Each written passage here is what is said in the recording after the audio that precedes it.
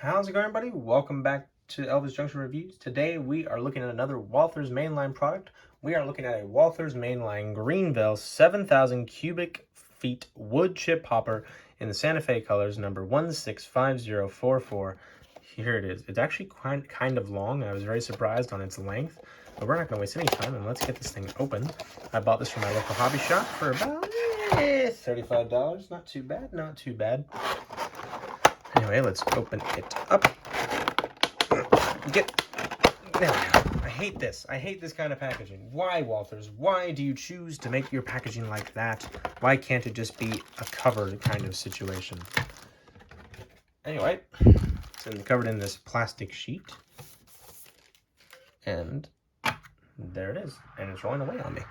All right, we're going to get into a little bit of history after I put my carpet down. All right, see you in a bit.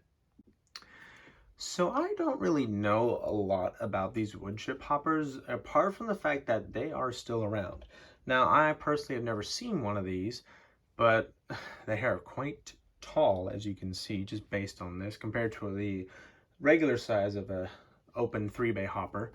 But anyways, we're going to take a look at this, starting at the front. All right, so we're currently looking at what I can classify as the front of the freight car here. Starting at the top, working our way down to the bottom as we usually do. Here to the top right, we have ATSF 1650444. We have some legible writing right here that unfortunately I cannot read because it's a little too far for me to read, but you can pause the video to read it yourself if you need to.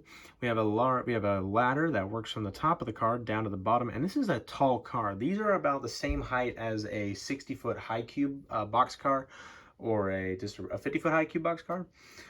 They are tall, because they need to accumulate a large load of wood chips. Here is our brake handle.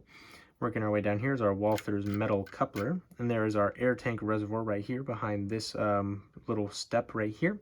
We have our little steps right here on the left and right side of the car, and it's pretty much the same on the other side, only missing that brake handle and the air tank reservoir. Okay, so now let's look at the side. Okay, so we're looking at the side of the freight car here. Now, this is legible if you get a magnifying glass, and I did. And basically, I don't know if you can read that, but I can barely read it myself.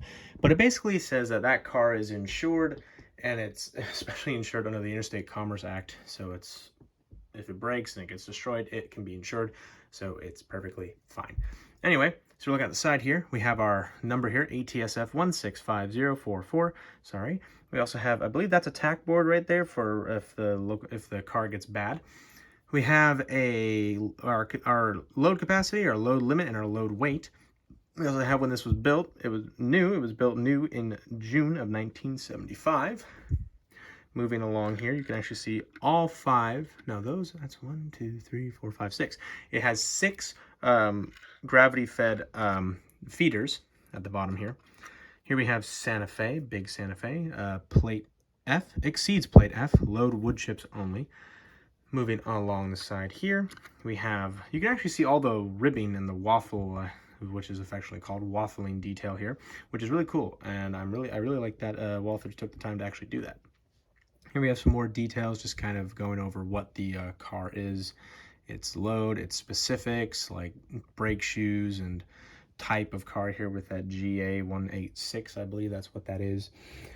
Braking, and basically it's all the stuff you need to know about what this car is and what to do if it breaks. All right, so we're actually gonna look at the bottom here really quickly. And you can see the gravity-fed outlets, all 6 of them right there. I will count them out for you. 1, 2, 3, 4, 5, and 6. And then if we look inside here, you can see that inside the car, there's not a lot going on here, but there are some ribbings to keep the car from folding in on itself, or bending on itself. And you can see where the you can see my fingers. You can see where the gravity outlets lead to. They lead to another dimension. All right, so let's get into my final thoughts. So this car is genuinely, it's really not that bad. I was kind of excited when these got announced, and I was really excited to get a couple of these. But originally, I wasn't going to get some because they didn't have any of the railroads I was interested in. But when I started buying Santa Fe locomotives, I was like, okay, I guess I can buy some of these now. And so I did. I only have one, unfortunately, right now. I might buy a few more if I'm able to, but Anyway, I still recommend you get some of these. I bought this at my local hobby shop, like I said earlier. But anyway, if you enjoyed this video, please hit that like button. Also subscribe if you have not, and hit the notification bell to know when I upload. I upload on Mondays and Fridays at 9 a.m. Pacific Standard Time, so please check in on those days at that time.